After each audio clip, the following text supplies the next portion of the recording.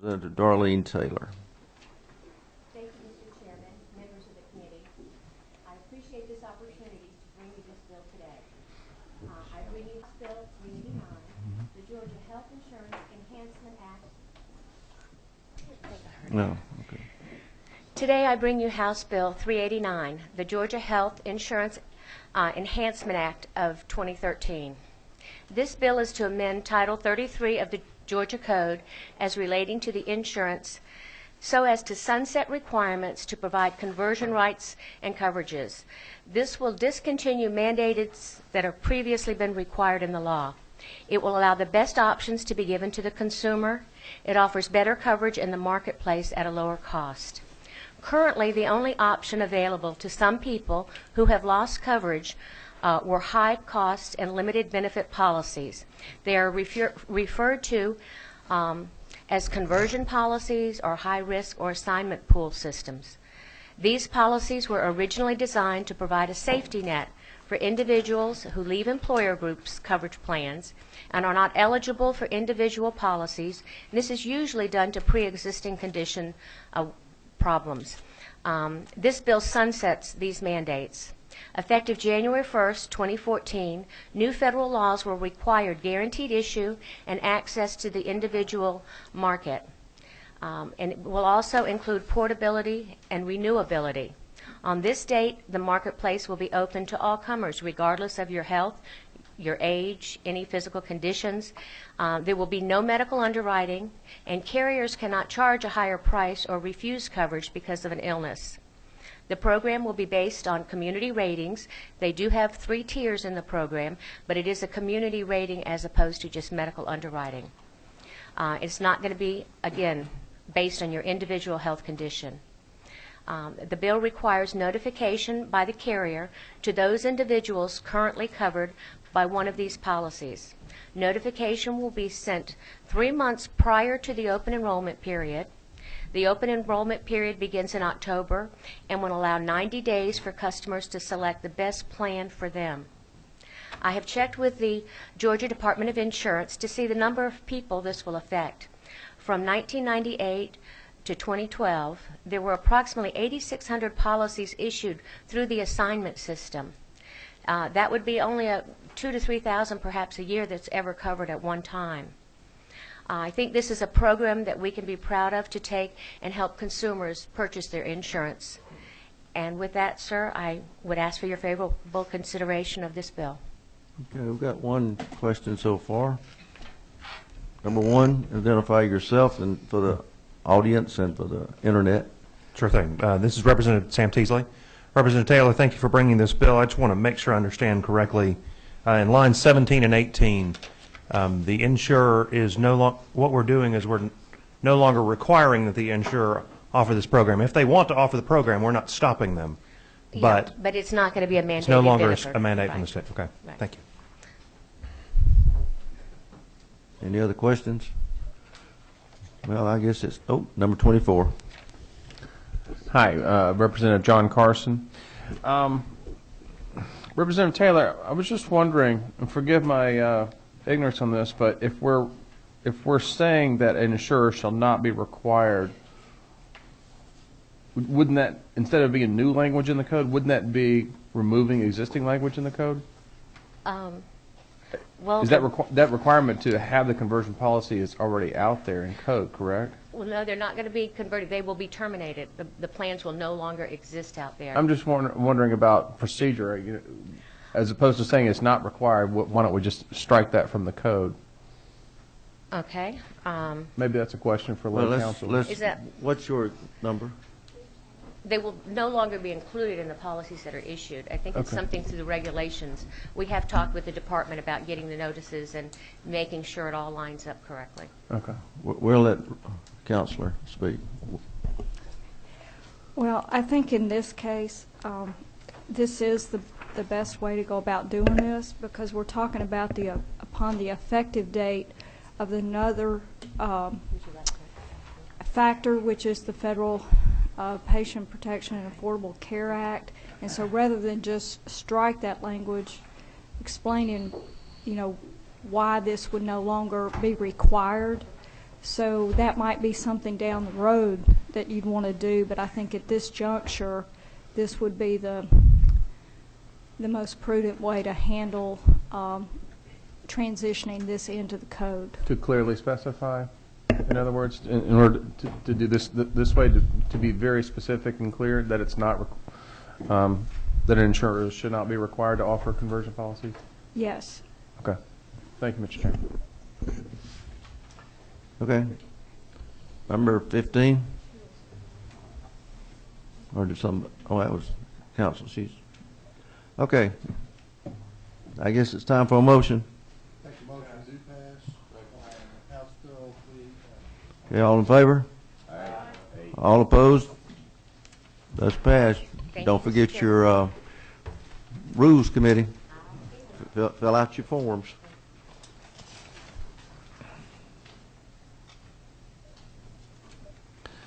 Okay, Representative Williamson. Substitute to House Bill 375.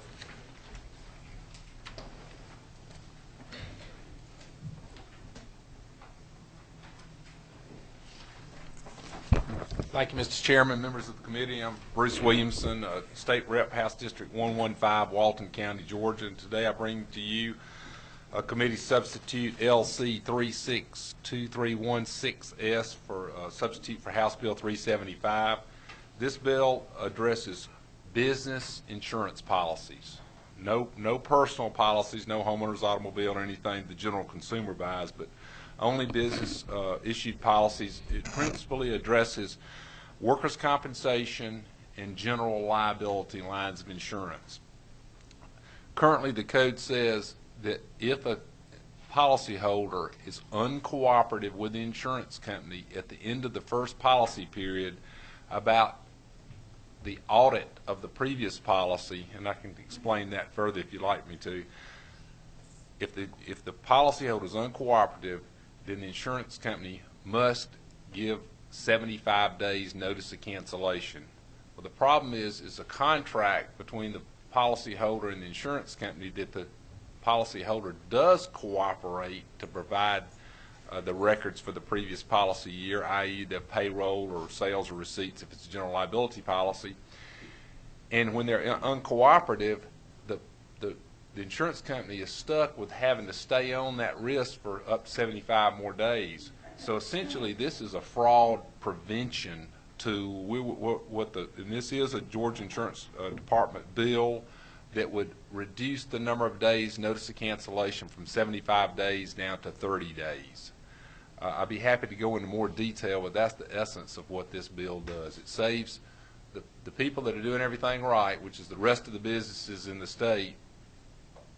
It helps control their costs. And incidentally, the costs are getting out of hand, specifically in the assigned risk plan. Over 20% of the premiums in the Georgia assigned risk workers' compensation plan are uncollectible right now. So it's driving up the cost of that plan for those people, businesses, and principally startup businesses that are going into the assigned risk plan. So I'll be happy to answer any questions the committee might have. Anyone have a question? Okay, looks like you presented it pretty well. Okay, I guess it's time for a motion. Second? All in favor, say aye. All opposed, like sign. Okay, Thank you, Mr. Chairman. passed, and don't forget, fill out your paperwork.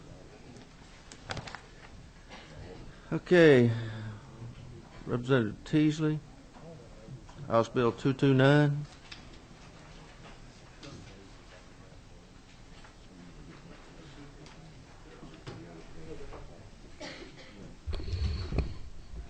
Thank you, Mr. Chairman, members of the committee.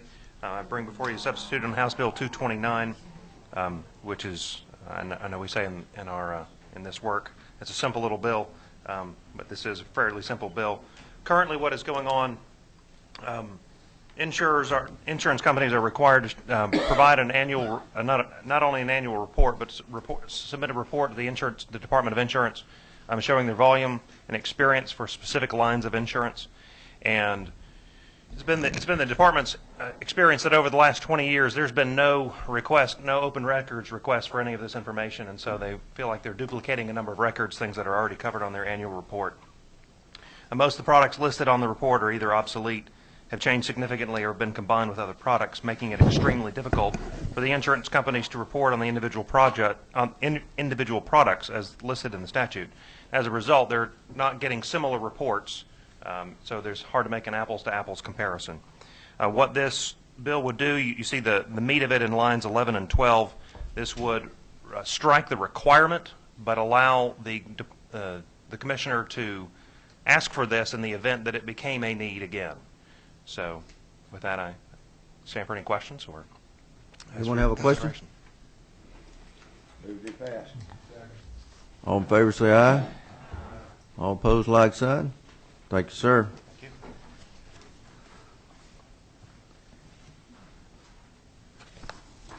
you. Is it just so early or what that there are no questions? You don't provide food. Sip a little bit. Okay, you ready to say something? Okay, go ahead. I wasn't sure. I forgot we had one more. I'm sorry. Well, since you got two, yeah. Which one? You reminded them they haven't been asking questions, so I'm I was just preparing you. We got a bunch of stuff. House Bill 458. Well, thank you, Mr. Chairman, ladies and gentlemen of the committee, and ask for your favorable consideration. This bill essentially deals with the maximum allowable casualty insurance deductible imposed by condominium associations. It was brought to my attention by the Community Association Institute of Georgia. We've also had discussions with the independent insurance agents of Georgia who have no objections to the bill. And essentially it does one thing. It changes the amount of deductible per casualty loss covered in the insurance that's required to be maintained by association under this article from $2,500 to $5,000. It was last changed almost a decade ago. There have been some issues, as we all know, with our economy. This would. Chairman, we don't have a second page on this It's bill. supposed to be on the back. Oh, We just need to do, I'm sorry. you got the right. okay. Mine's blank too. Well, we just read Miss Hubie. She's got one down here. We're gonna- Okay. We gotta find the question somewhere. Oh, that's what I'm looking for right now. Oh, I'm looking forward to this. But essentially, Mr. Chairman, it also addresses a problem, and I don't have Mr. Lipschutz with me this morning or Mr. Fortson, but as he testified in our subcommittee hearing yesterday, as I understand it, the homeowners associations can only purchase insurance with a deductible of $5,000 or more. The homeowners are only responsible for up to $2,500, so we've got us a gap in there. And this addresses the gap. They can buy insurance to cover their portion of it if a need arises, but the homeowners association can't. So this addresses that, but it also is a philosophical thing with me. I think we need to give them more choices. I think that the homeowners associations ought to make that determination as they deem sufficient, and not necessarily the state require them to do it. So that's essentially what the bill does. Okay, got a couple questions. 24. I'll waive. That was about the second. Okay, 19. Okay, I got a couple of questions, I think. So we're extending, raising the deductible on the association. Right now it says they can't have a deductible more than $2,500, and you're going to $5,000 for the Yes. deductibles. And this is for the common areas of the building, like, I need to have my customer call you. Somebody drove a car through a garage at a condo, something or other, and hit the wall. Maybe she did. I can't remember if the customer drove the darn car through the wall of her underground parking at the condo there into her utility room, tore up the outside walls, wrecked the washer, dryer, and whatever else was in the utility room, refrigerator, whatever. The door going in, it was all mashed in. I remember seeing pictures of it, but her condo association wouldn't pay for the outside walls there. They didn't have the money or whatever, wouldn't file it under their insurance. And I don't remember, that was a year or so ago. We fought that battle forever. We bought her washer and dryer. Allstate took care of her, Miss Nancy. We took care of her. paid for a car and everything else, but we couldn't get the condo association to do anything with the darn outside wall, and they were claiming insurance problems or whatever. I would think we should lower their deductibles instead of raising it. Mr. Chairman, this is the amount that can be assessed to all, once they do cover, to all of the individual condo members by the association. I think that's apples and oranges as I. Okay, I thought you were talking about a deductible on their policy here. Maybe I'm misunderstanding. I thought you said something about deductibles. The individual is the amount that can be assessed to all the individual owners.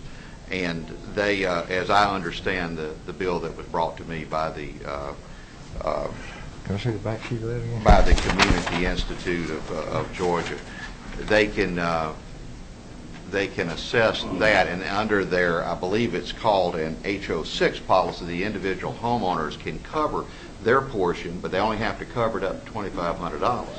If there's a $2,500 deductible and all the association can purchase are $5,000 deductible, there's a $2,500 hole that's there. And then what we're trying to do is be able to cover that on both sides.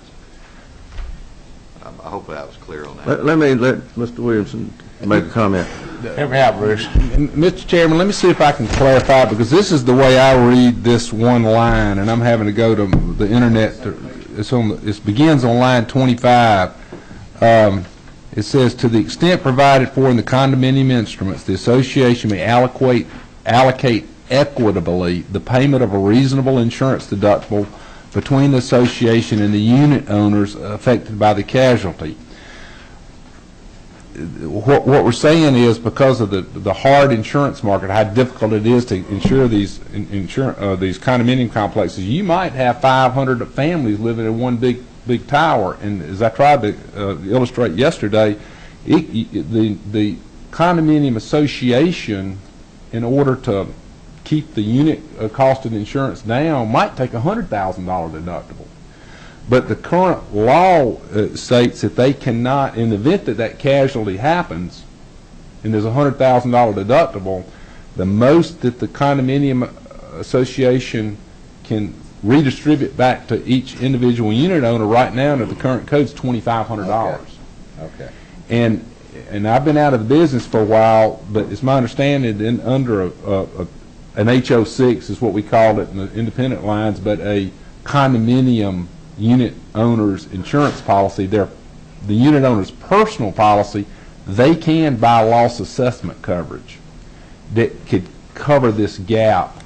So right now, the maximum that the condominium association can redistribute is $2,500, but that doesn't give the condominium association board enough flexibility to negotiate the best price and get the best market they can for the overall the overall condominium policy, for if I'm making sense on that. That's so correct. this gives the flexibility to come in and drive down the unit cost for the insurance for every one of the unit owners, and they still can go to their State Farm, Allstate, or Travelers insurance agent and buy the loss assessment coverage they need to meet their individual needs in this case. So it's really a good legislation.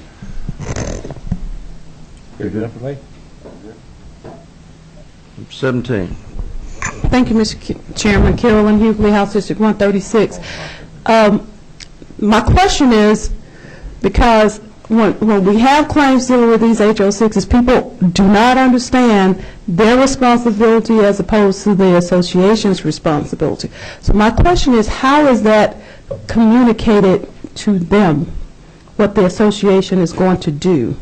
Is that in their contract, or how are they communicating that to them, that they'll be able to fill in this gap or whatever? Because somebody's going to ask me about it eventually and why we changed it. So I want to know, how is that going to be communicated to the individuals in the condominium association? One way, Mr. Chairman, if I could address it, it should be communicated to them as to their individual responsibility, as to their homeowners association bylaws. So they would change the bylaws then to communicate that to them, that this people, has been changed? Maybe a little bit more knowledge than I on the committee could address it, but that's my understanding. Okay. I've represented some condo associations, but it was going after contractors that didn't do their work and not this particular area of the law. So I guess my only concern is when we make this change, will that precipitate a change in the associations whereby they have to notify their unit owners that this has changed? It's not required by the law, but I would think it would be prudent for the individual associations to certainly do that. That ain't going to happen. Okay, I don't see any more questions. I guess it's time for a motion. Move to pass, need a second. All in favor, say aye. All opposed, like sign. House Bill 458 passed. Thank you, Mr. Chairman. Thank you, ladies and gentlemen of the committee. All right, you got another one, too. Yes, Mr. Chairman, I bring for your favorable consideration House Resolution 389. This is requesting the repeal of the one urging our congressional delegation to request the repeal of the $100 billion federal sales tax on health insurance by the Affordable Care Act beginning in 2014. And this is not, and I think I need to be, my personal feeling since I'm bringing this resolution, I don't like throwing stones at folks. I really don't. I truly believe that people on both sides of the aisle try to make the best decisions that they can for their constituents, and I don't doubt that folks did that. However, I strongly object to the Affordable Care Act for this reason. Beginning in 2014, the health reform law imposed a new sales tax on health insurance that will increase the cost of health care coverage, and the amount of the tax will be about $8 billion in 2014, but it will increase to $14.3 billion in 2018 and increase based on premium trend thereafter. And the Joint Committee on Taxation estimates that the health insurance tax will exceed $100 billion over the next 10 years. The Congressional Budget Office has said that this tax will, quote, be largely passed to consumers in the form of higher premiums. Specifically, what it does to Georgia, the tax will impose a $3 billion fee on Georgians, and the tax could cost Georgians, especially with a Medicare Advantage plan, an average of $3,453 more in higher premiums and reduced benefits over the next 10 years. And it's something that I think that I would hope that Congress would address. I think that they could certainly address the concerns of many constituents, my own family members included, such as the need for covering existing conditions and that sort of thing in a better and a more cost-efficient manner. That is essentially what the resolution asks for. Okay, any questions from anyone on the committee? 17. Mr. Chairman, I don't have a question, just a comment.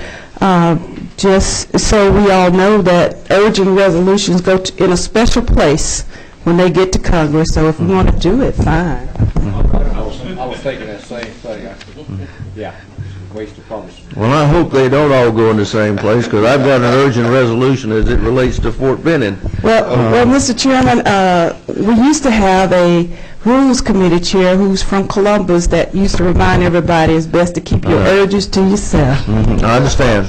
Hope springs eternal in the human breast, as they said. Okay, House Resolution 389, ready for a motion.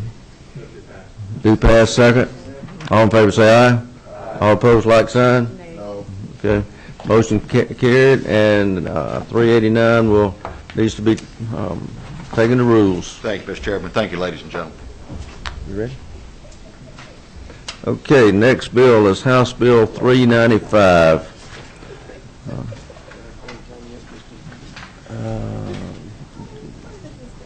Let's see, let's don't bring it unless we have to.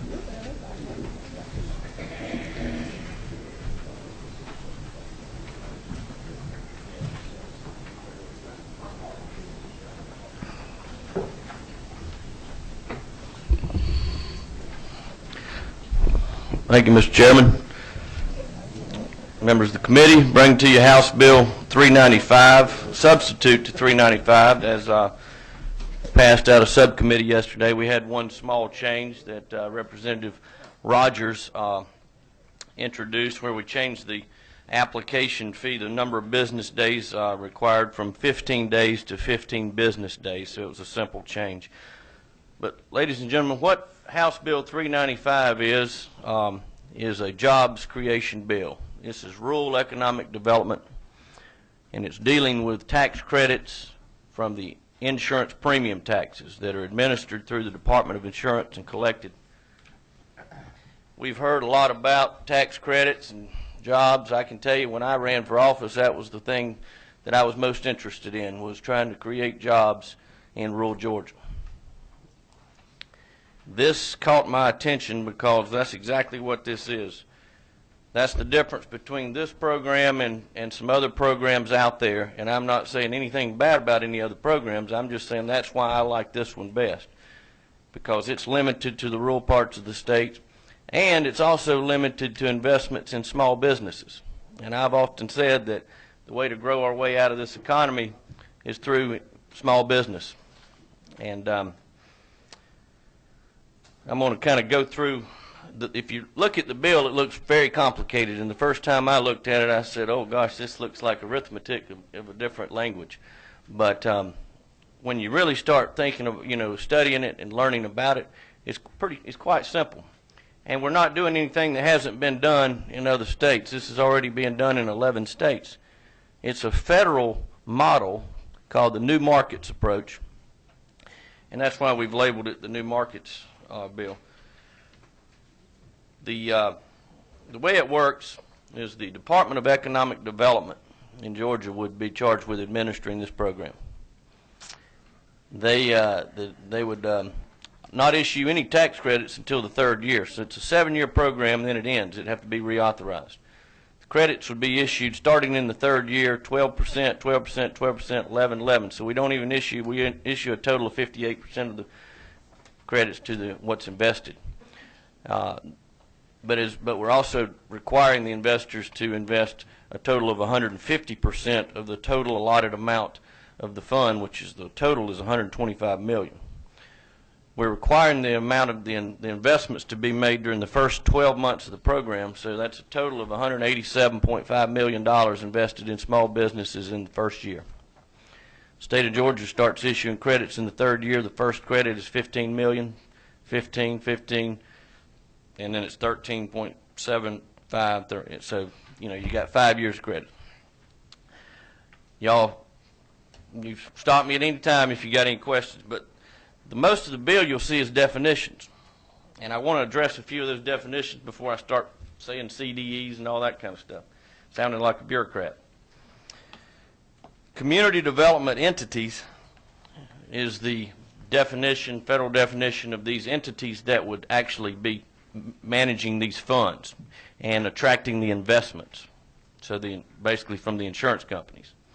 CDEs, there's only a handful that I'm aware of. Like in Georgia, I know SunTrust is qualified CDE. Mr. Tony Toops that I've been working with out of Louisiana, his firm Advantage Capital Community Development has worked with a lot of other states that are doing this, particularly the southeastern states. And you've got a chart in front of you that just kind of shows some of the Gulf states that are participating. So you've got Louisiana, Mississippi, Alabama, Florida, and obviously we're looking at it in Georgia. There's quite a few other states looking at the same thing. It's been successful. Florida, as a matter of fact, just reauthorized the second round. You'll see they're up to $420 million in total investments in small businesses in their state. So the Department of Economic Development would take the applications from these CDEs, and they would basically have 30 days, I think, the application process. They'd pay $5,000 application fee to the department, non-refundable. And then the department, based on the qualifications of these firms and the track records and their ability to raise money and manage these funds, that's how they would decide to award these bids. In the other states, I think there's normally 5 or 6 of these different entities that are participating in the fund. Those funds, like I said earlier, would be required to invest that money in small businesses as designated under the definition of small businesses, just like we're already doing with SBA loans and so forth. So it'd be the same definition of small businesses. When I say the rural areas, it'd be limited to, you've also got a map, I think, which everything in the dark would be the qualified areas, and those are also the new market tax credit eligibility areas as already approved through U.S. Treasury for based on the income levels in those areas.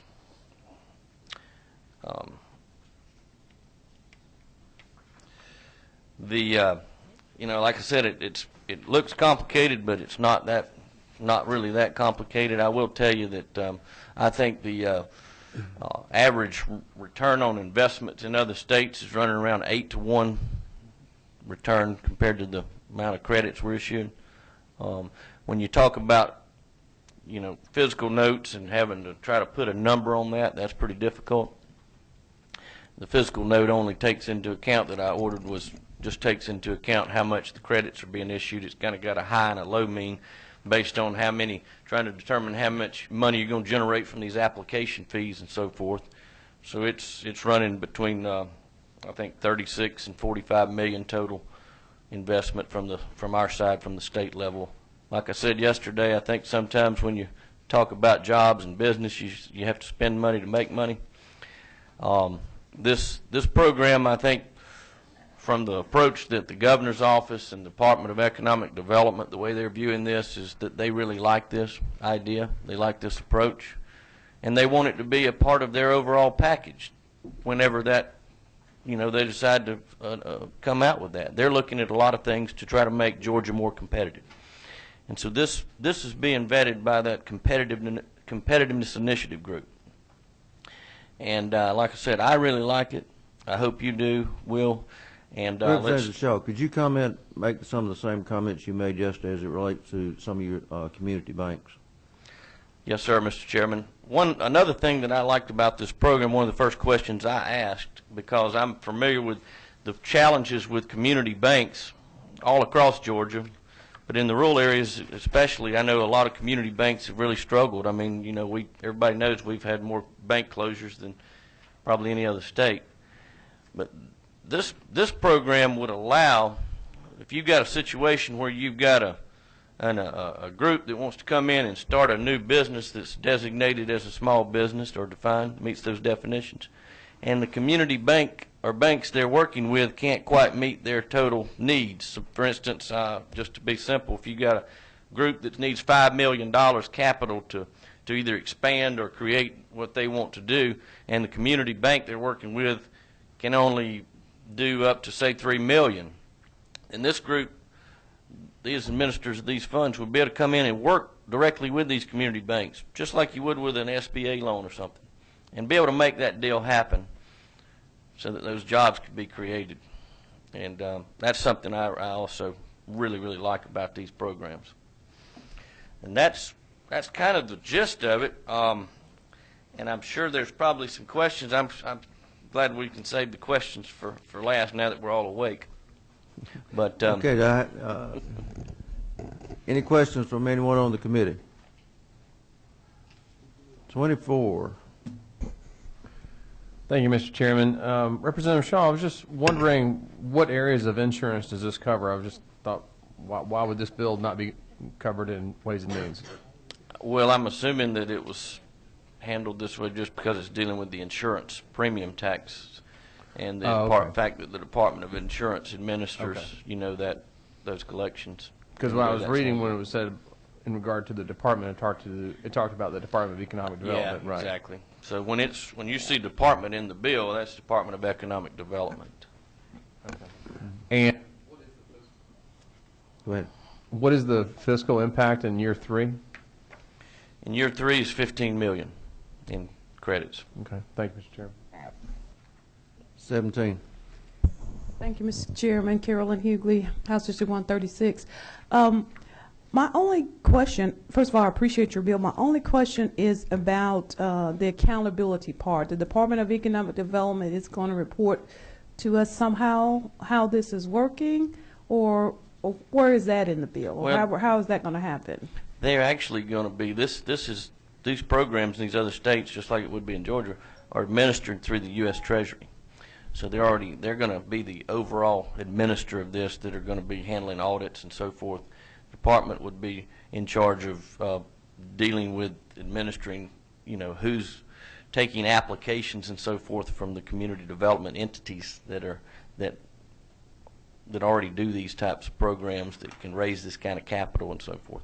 But then the U.S. Treasury actually has a department that does handle these new market programs in the other 11 states that they're already taking place in.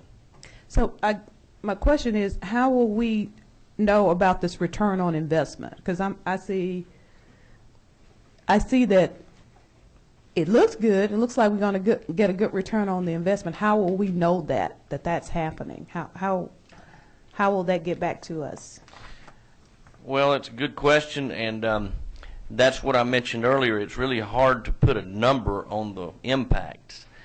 But my thoughts are is what I like to see is, like, I'd love for, possibly if there was somebody in my district that where I'd love to be, or anywhere across the state where you see these programs helping small businesses achieve their goals and expanding and hiring folks. And I think that's where you're really going to see the impact. But as far as putting a dollar amount on it, it's difficult. But that is something that the Department of Economic Development, I think, would be able to track. But it's hard at this point to be able to put a dollar amount on it. I'm not suggesting that we do that in advance. I'm just suggesting at some point in the future there is a report regarding the return on investment Right. that will tell us how successful this has been. Mm-hmm. Because I see, we have a 2-year delay, and then it goes out, I guess 7 years or whatever. At some point in that window, it would seem that we should get some kind of report as to how well it's doing. That's all I'm saying. Right.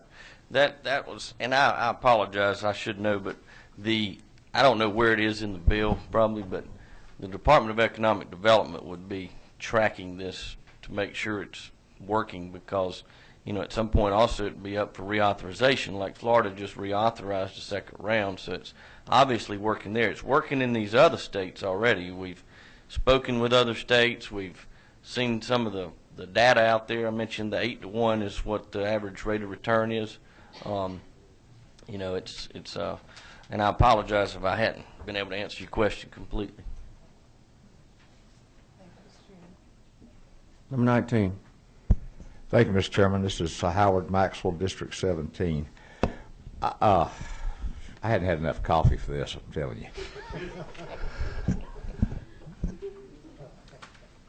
Okay, I'm trying to figure out where the money's coming from to start with. We've got businesses that come in, buy insurance in the state, pay premium taxes to the state. I reckon part of that goes back to the local communities. I know I have to designate where policies are purchased in the city, out of the city, or whatever. Mm-hmm. Now, are we going to be reducing the premium tax that currently comes into the state and going back to our communities or whatever? I'm trying to figure out. It says a state premium tax liability. We're given a credit, and I read all this on page 3, lines 83. The definition of the premium tax liability incurred by any entity under all these different code sections is eliminated or reduced. We're taking money from somebody else and putting it in this fund. Looks like it's going to be a credit that people could come in and draw down. That's correct. Okay, so who's going to be wanting a premium tax credit? Who's losing the insurance money? companies. So the insurance companies that are already investing in these types of funds in other states is who these CDEs would go to and let them know about this program. So insurance companies would be investing the money, the capital, in return for those credits down the road. So their premium tax liability is going to be reduced. So that premium tax liability that they have to pay in now is not going to be paid into the general treasury or wherever the money goes. Is that right? That's correct. It's a credit. So we're taking money out of our general treasury right now, then, out of the state coffers. We're going to get $187.5 million invested in Georgia during the first 12 months of the program, creating jobs, expanding businesses, creating businesses, smaller businesses, and we're going to issue credits to these folks that have invested their capital starting in the third year. Mm-hmm. So the maximum credit we could issue would be $15 million in the third year, and the same in years 4 and 5, and then $13.75 million in years 6 and 7 of the program, and then it would end. Okay, I understand that, but if we're reducing the liability of what the insurance companies have got to pay into the state, then there's going to be a fiscal reduction from the amount of money coming into the state. I mean, the way I'm thinking in my mind, is that correct? That's correct. Okay. But we don't have a fiscal note for what that's going to cost the state coffers. Are you We- saying it is 15 million? We do. We have a fiscal note, and it was it had a high and a low range based on trying to put an estimate on how much we're going to generate from the application fees from these community development entities, and it was ranging from 36 million to 45 million was the total fiscal impact to the state. Negative? Negative. Negative. So you can't. These fiscal notes don't try to take into account the revenue you're going to generate from these jobs.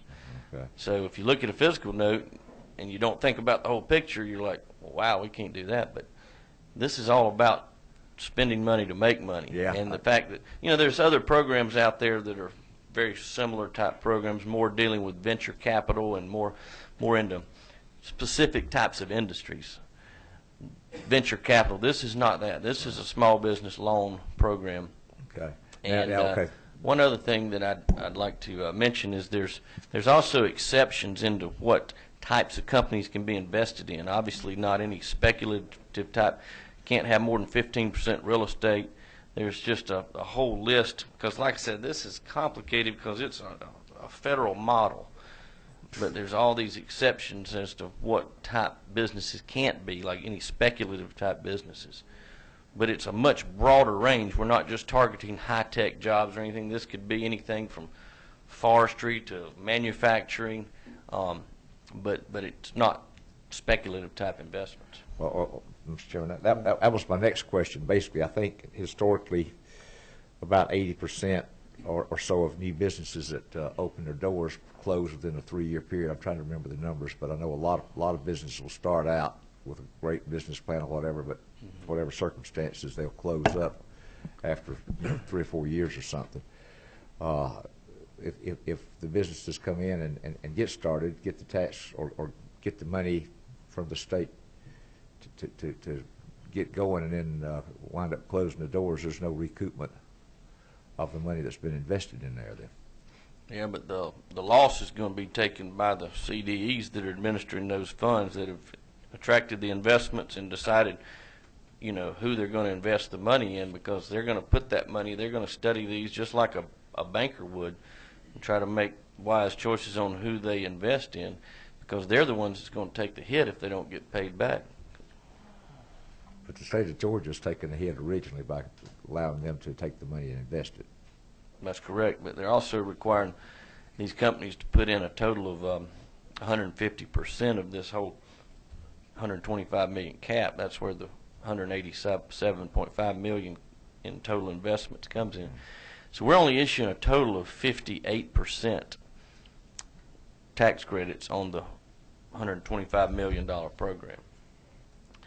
And like I said, if the hopes are obviously that all these businesses succeed, but the overall liability on who's, obviously if these entities that are loaning the money aren't getting paid back, then they're the ones that's going to lose. It's not going to work for them. Yeah. Okay. Number one. Thank you, Mr. Chairman. You had mentioned, help me clear something in my own head. You had mentioned that this is a state program, but it's the federal model. Is the federal government directly involved in this, or explain the relationship between this being a state program and the federal model? The credits are coming from the state side, but it's an approved model that's being regulated through the U.S. Treasury Department. So they've got a division that handles these new markets programs, and so these community development entities and these groups that are out here already participating in these arrangements and raising this capital and investing it, they've worked with the Treasury to establish this model program. So, and the only thing we've changed from the model language is that 15-day business day application period. But like I said, it's not a federal program per se, but it's an approved model. but the feds aren't administering it from the standpoint of issuing credits and so forth. Okay. Mr. Chairman, one more question. Okay. Certainly, tax credits, in the philosophical sense, are there to create business that wouldn't naturally start up on its own. So certainly, we wouldn't want to provide a tax credit for a business that was already going to go and open up shop, if you will. What do you anticipate will be? I know you've mentioned in the general sense the kind of businesses that could take advantage of this, but do you have examples of where in other states a specific kind of business that otherwise wouldn't have started, but the tax credit incentivized them to say, okay, let's open the doors, let's get this going? Yeah, I've seen a lot of case studies on this, and it's kind of a broad range of different types of businesses. Obviously, some of these other southeastern states that are similar to Georgia from their economic base would, there's obviously some agriculture, forestry, a lot of manufacturing case studies I've seen. But it's more like the kind of industries that you would see community banks investing in already. But it's like I said earlier, I mean, community banks are strapped. If you take a rural area where they're trying to go out and get some kind of USDA loan or something, they're usually not eligible because of a lot of these rural areas don't have a real high unemployment rate. They just don't have good paying jobs. And so I've seen a broad range of case studies, and I should have probably brought some, but I didn't want to bore you with too much literature, but I'll be happy to share some of those with you. And like I said, this bill is probably going to be just vetted and gone into the whole toolbox of what options the state has available moving forward as the competitiveness initiative group studies what's best for Georgia. But I think this needs to be part of our toolbox. Okay, 25. Representative, I just want to, getting back to the way these tax credits are funded, we talked briefly in subcommittee yesterday about the fact that there won't be any aftermarket sale or trading these credits. Obviously, the prime client for investment are insurance companies, correct? That's correct. Is there any other industries or companies or venture capital funds or anybody else coming in to taking advantage of programs like these in other states, or is it pretty much only insurance companies invest in these funds? Well, I'm assuming it's just the insurance companies that are paying the insurance premium taxes. So I don't think it'd be attractive for anyone else. Okay, well that makes sense, because it can't be. You're right, because it's going to limit it to it because they can't be traded. And then just sort of a follow up to that, and help me understand the metric. They only get their credit down the road. There's no discount up front for participating in this program. So, they get a 4% state premium tax credit because that's what they're otherwise paying in premium taxes to the state of Georgia. Correct? Yeah, and it's only the state portion. The state portion, so it doesn't affect anything other than the state portion. But there's no upfront discount. It's and they only get it in the beginning and the end of the second year of the program. No, starting in the third year. That's at the end of the second year, so exactly. Starting in the third year. And help me feel comfortable that the Georgia Department of Economic Development is on board with this. You said that they do want this in their toolbox for business development and recruitment. Yes, they like the idea, but at the same time they want it to be part of, well vetted and part of their overall approach. So whether or not they decide to go with this, there's a lot of people probably, I know they're a lot smarter than me when it comes to things like that out there looking at what's best for Georgia on this, but this is an approach that's working well in other states, particularly some states around us in the Gulf states. And I think from what I've been told, that they like the approach, and they definitely want to take it into account and make it part of their overall package, if you will. And I think the governor is also. Exactly. Yeah, the governor likes the approach, but at the same time, the governor, that's one thing that I really like and appreciate about Governor Deal is he's not a real, just quick thinker. He likes to really carefully think things out before making moves to make sure it's what's best for Georgia. But, and if there's... Now, he's a quick thinker now. Yeah. We want to rephrase that. Well, he's got his competitiveness group that I keep Right. mentioning, kind of looking at what's this overall approach when it comes to tax credits and investments.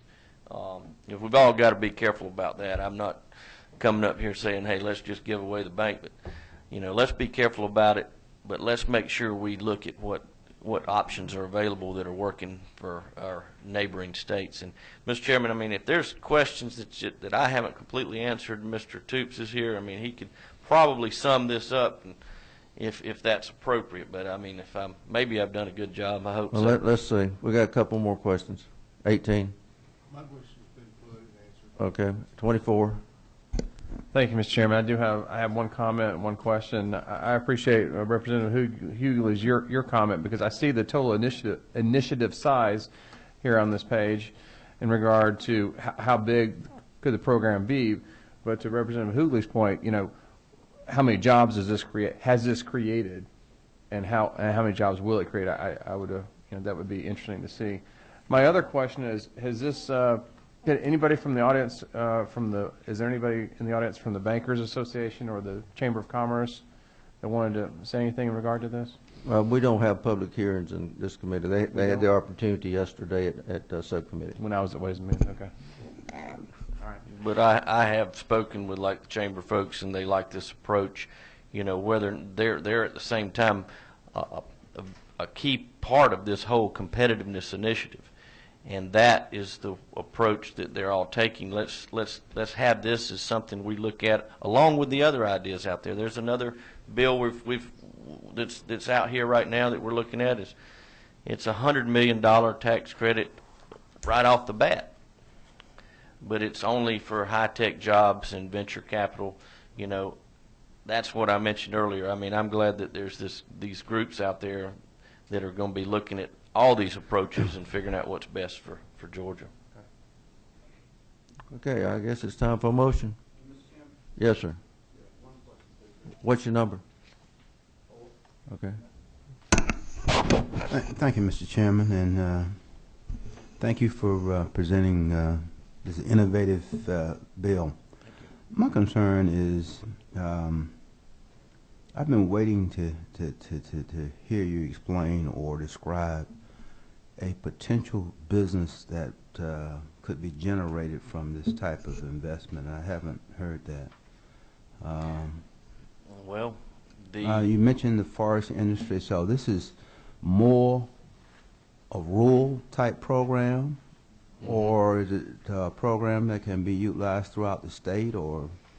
Well, do you have a copy of the map? Did you get a copy of that? Yes, I have the map. Yes, sir. Everything in the dark area and the kind of purple-looking color would be the eligible areas for the investment. So it's really not, I said rural, but, I mean, it basically is more the rural parts of the state because it's the low-income areas. And that's, these areas are what meets the definition of these low-income areas as set up through this federal program as far as the eligibility. So it's really hard to say, hey, is there certain businesses that would be attractive to these investments? It depends on what these program managers, these community development entities, as defined in the bill, deem appropriate. Just like they operate just like a bank. They're looking for good investments out there. They want to put their money in businesses that are succeeding, can pay them back, and where they can earn a little interest off of it. But it's hard to put I'll be glad to give you some case studies like Representative Teasley had mentioned. I can email those to you. But I think you'll see that there's just a whole range of different types of businesses that have benefited from this capital. I would like to see those, sir. I'll tell you what I'll do. We'll send them to the entire committee, and anybody else that wants them, we've got them available. Okay, 23. Thank you, Mr. Chairman. I wanted to thank you very much, Representative Shaw. I do represent rural communities we will benefit from this. And as an example, I do actually have some young people that are looking to start businesses in the food processing area. The overhead is very high to do things like that, and they're young. They don't have a lot of money. They have good ideas. They have the knowledge and the technology to do these things. This will be a great asset in the rural communities. Thank you. Thank you. Mr. Chairman, I'd just like to say one thing. Myself, I'm invested in a pretty creative and innovative type of businesses, but I'm not looking for any capital for my business. I can promise you that's not the way I operate. Okay. He makes some outstanding olive oil. I mean, it is some good stuff. Okay, I guess it's time for a motion. I hear move to pass second. All in favor say aye. All opposed like sign. Motion, bill passed. Thank you, Mr. Chairman. One other item before we leave. I don't know of how many of y'all have been getting emails on mandates. Like I told a group yesterday, if you haven't, I've got a few hundred I can send you. But in order to answer your questions when someone asks you something about these health mandates, and we've had 3 assigned to this committee. We've had them on hearing aids, medical foods, and autism. There was a bill passed in 2011, Senate Bill 17. There's a lot of bad information being flown around out there.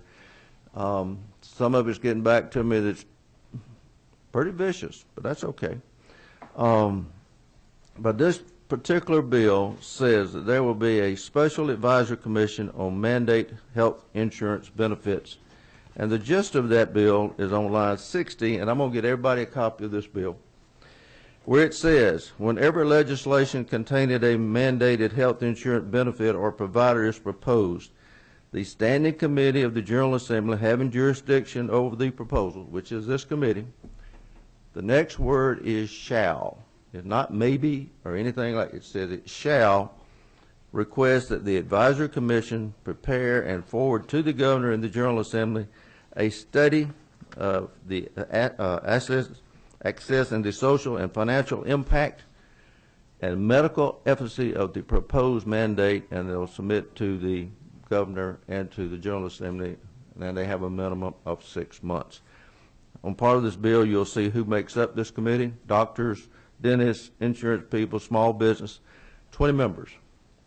But hopefully this will answer some of your questions as it relates to some of these mandates. And the one that's generating the most interest is House Bill 309 or the autism bill. But I just thought I'd let you know because, like I say, if you haven't received any emails on it, I got a few hundred I can send you. Yeah. So, all right, but just thought I'd let you know. This will give you some information to help answer your questions on this, and I will get this sent to the committee sometime today. We'll probably mail it to you, or we may send you a hard copy like this. Meeting's adjourned. I've got rules and 1 minute.